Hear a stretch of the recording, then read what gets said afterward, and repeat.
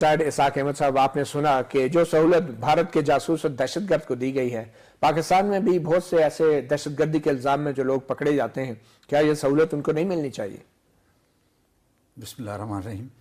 میں تو پہلے اس کے اوپر آؤں گا کہ اس کو ایکسیس دی گئی، تو میں تو اس ویو کا ہوں کہ نہیں ہونی چاہیے۔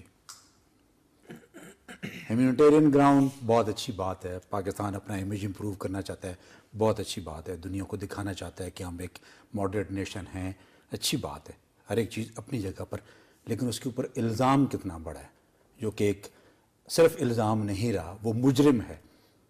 مجرم ہے پاکستان کو تباہ کرنے کے لیے، مجرم ہے پاکستان کی عوام کا خون بہانے کے لیے، مجرم ہے ٹیررزم کا، مجرم ہے سپائنگ کا۔ ان تمام جرائم کے بعد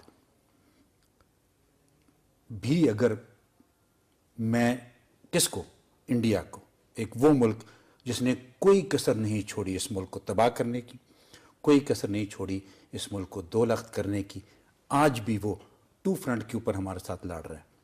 کشمیر کے اوپر علیحدہ لڑ رہا ہے، بلوچستان میں علیحدہ لڑ رہا ہے، کے پی میں علیحدہ لڑ رہا ہے، اور اپنے بارڈر کے اوپر علیحدہ ہمارے ساتھ لڑ رہا ہے۔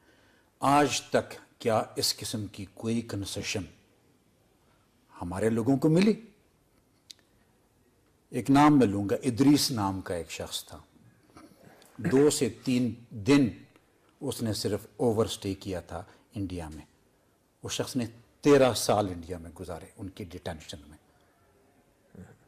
یہ ہیومینیٹیرین گراؤنڈ اور یہ انسانی حقوق کی بنیاد کے اوپر تو چیزیں زبانی کلامی تو بہت اچھی لگتی ہیں، لیکن کیا کبھی یہ بھی سوچا جاتا ہے کہ ان لوگوں پر کیا گزرتی ہے؟